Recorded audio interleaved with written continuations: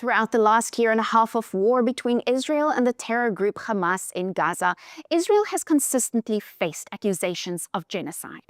And according to this accusation, one of the weapons that Israel consistently wields is starvation.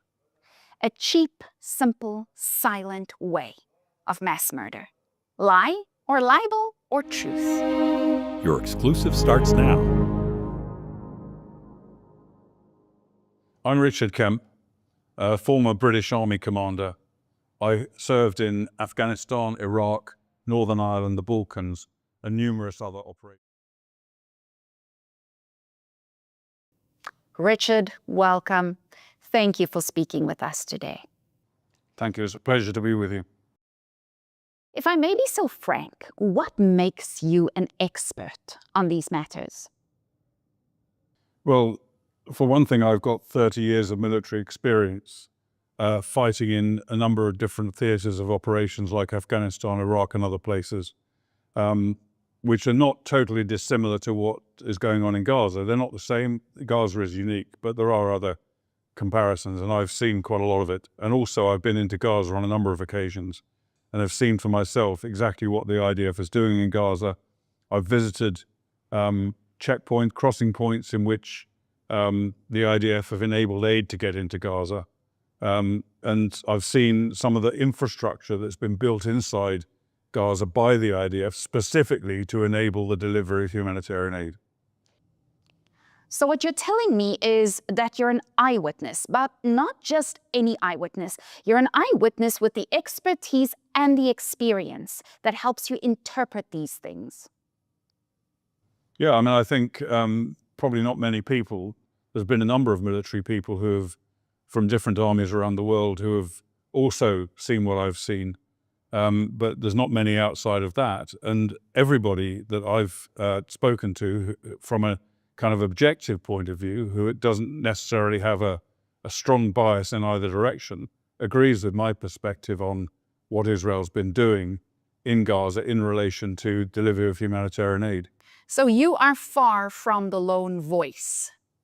I think anyone who looks at this situation with objectivity, and particularly with some kind of experience of similar circumstances, agrees with what I say. I've not met anybody who doesn't, who's particularly those people from military backgrounds. And I'm not including Israelis in this, or even Jews. I'm talking about ordinary military people who have observed what's going on, who've seen it themselves, who've taken part in this kind of conflict before, and pretty much like me, they're actually quite surprised at what the IDF has achieved in Gaza in terms of getting aid in, which is above and beyond, I think, what most armies have ever done. Now, let's zoom in on the situation at hand. The United Nations has released numerous reports accusing Israel specifically of starving the Gazan people. Headlines call Gaza the hungriest place on earth, and statistics say that 1 in 5 Gazans face starvation. Richard, what is fact and what's fiction? I think anything the UN says about Gaza has to be taken with a very large pinch of salt. The UN has its own agenda in Gaza, and UNRWA, obviously a core part of the UN, has been seen to be cooperating with Hamas, and indeed some members of staff of UNRWA who took part in the October the 7th massacre and have been seen to collude with UNRWA continually ever since then. And we've seen how the IDF has exposed terrorist infrastructure within UN buildings and in UN headquarters, etc., inside Gaza. So whatever the UN say, I think we should be very, very careful about it. The reality is the opposite of what the UN say. I don't think there's any other army fighting a war at the same time has delivered humanitarian aid to the civilians among its enemy population.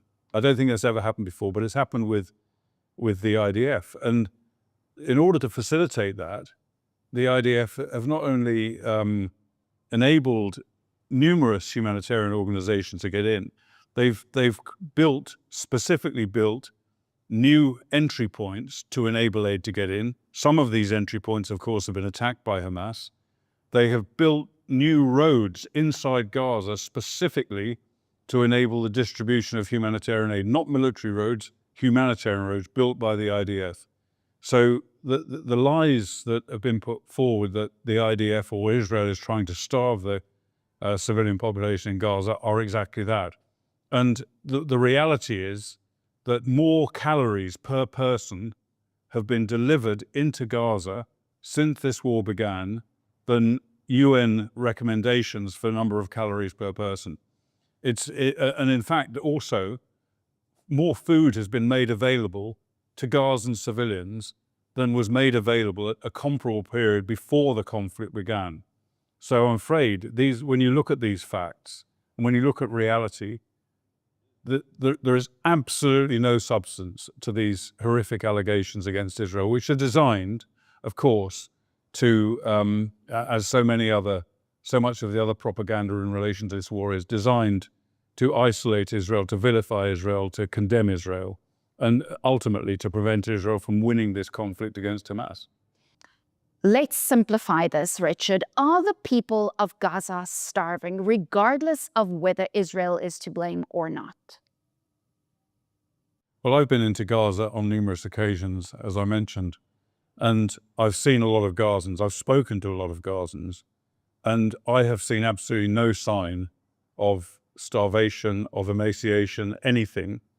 The only exception to that I've seen, or I haven't personally seen it, is Israeli hostages being released in these bizarre, macabre ceremonies by Hamas. And some of those clearly have been malnourished and underfed, but I haven't seen any Gazans in that state. Now, that's not saying there aren't any, because I haven't seen the whole of Gaza. I haven't seen everyone, obviously, but the ones I've seen appear to be pretty well fed, pretty well nourished. Of course, they're suffering. Obviously, the Gazans are suffering, and I think we all hate that. But I don't think there's any substance really to mass starvation. We've heard so many different reports from different organizations, including the United Nations, about statistics of starvation, and all of them, I think, have ultimately proven to be false. Now, Richard, on to a more recent accusation, weaponized food distribution. According to this accusation, Israel opens fire on Gazan civilians who gather at humanitarian aid points where they receive food, water, and medication. According to this accusation, over the past month, more than 400 people have died, and over the past 48 hours, 44. What's the reality? Well, obviously, I don't know everything that's happening inside Gaza. I would be extremely skeptical about that. I think anybody, and the allegations are that the IDF is shooting Gazans who are going to collect aid. Now, why would the IDF, apart from the IDF's general morality, which is on a par at least with every other Western armed forces, what would be in it for the IDF to do that? It makes absolutely no sense. What does make sense is for Hamas to want to do that, because they want their population only to receive aid through their own delivery means, which is a way that they control the civilian population in Gaza. It's a way also for them to raise funds, because they loot aid trucks, they seize aid, they use some of it for their own purposes, and the rest of it they sell to the Gazan civilians at a huge premium. Free aid paid for by our taxes, and they sell it to Gazan civilians to raise money for their terrorist activities, to pay their terrorists, to recruit new terrorists, etc.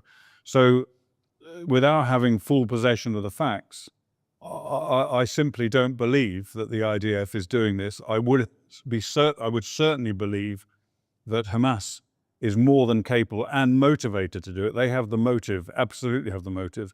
And some of the Gazans that I've spoken to inside Gaza have told me that they've been threatened by Hamas. They've been told they were killed if they collect aid from some of the distribution centers.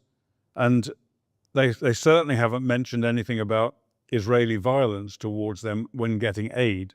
So I think, the evidence is very far against the allegations that have been made by the UN and others against the IDF. Now, Richard, you've been to Gaza recently with the Gaza Humanitarian Foundation. Can you give us a glimpse of the reality on the ground? Yeah, the Gaza Humanitarian Foundation is a private body it's not part of the Israeli government, it's not US government, it's a private body that's been set up in order to get aid directly to Gazan civilians who need it without it first falling into the hands of Hamas.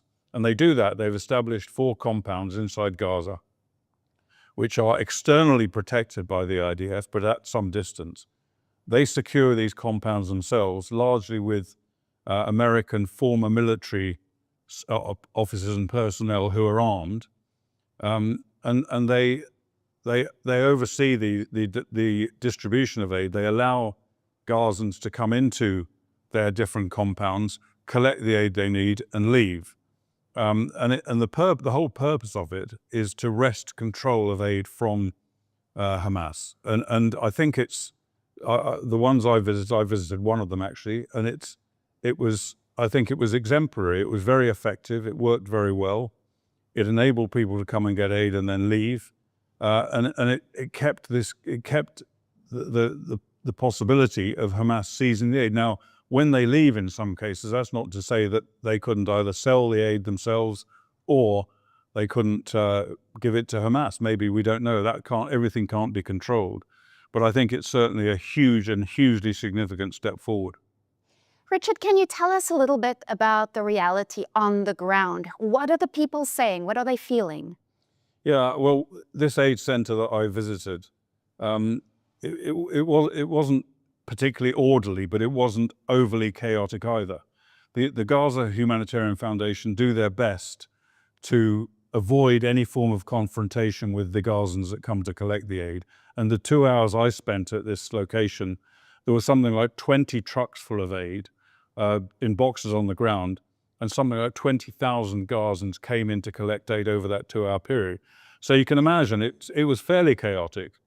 It was almost like the kind of scenes you might see if a supermarket opened its doors and said everything inside is free, go and help yourself. That's the sort of scenario you've got.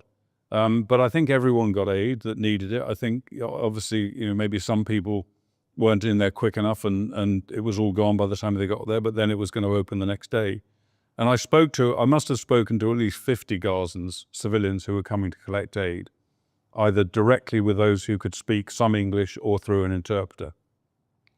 And they were extremely grateful for the aid they got. They were smiling, they were happy. It was the first time in many cases that they'd actually received free aid since the war began, as opposed to aid seized by Hamas and eventually sold to them. Many of them said, I love America, because they associate this particular aid project with the United States. I love Trump was another thing that was being said by several of them. And many of them said to me, we hate Hamas, I hate Hamas, kill Hamas. And when they said that, in many cases, there were cheers from the people around them who could understand what they said and hear what they said. The reality is, I think the ordinary Gazan people are probably sick and tired of Hamas. I asked many of them who was to blame for what happened to them, for the dire situation they're in. And of course, they blame what they call the Jews. Of course, that's inevitable. But they also just as much blamed Hamas, possibly even more blamed Hamas. Some of them said that something needed to be done about their plight inside Gaza, but Hamas did the wrong thing. It did it the wrong way. And most of them clearly hated Hamas. The ones I spoke to, I'm talking about. And most of them said that what they want to do is get the hell out of Gaza. They don't want to be in Gaza. They see no future for themselves in Gaza. They want to leave Gaza as soon as possible. Richard, in conclusion, if there's someone listening today, watching this, who hasn't made up their minds yet, what would you say to someone like that? I would say, don't listen to all the propaganda. Do not listen to what the UN is saying. Obviously, it's impossible for very many people to go and see it for themselves with their own eyes, but they need to be very selective, and they need to also analyze the reality here. As I said before, the IDF has absolutely no motivation to kill or wound or threaten Gazans coming to collect aid. quite the opposite. They want the Gazans to get the aid, and they are fully cooperating, the IDF that is, fully cooperating with the Gaza Humanitarian Foundation. On the other hand, Hamas have every motivation for harming or killing or threatening, preventing people going to these aid stations and getting their hands on aid that is not controlled by Hamas. And one final interesting thought, I think, Hamas is vehemently opposed to the Gaza Humanitarian Foundation. Also, the UN is vehemently opposed to the Gaza Humanitarian Foundation. It's as though they're speaking in unison. And that raises a question that you need to think very carefully about. Why is Hamas and the UN on the same side?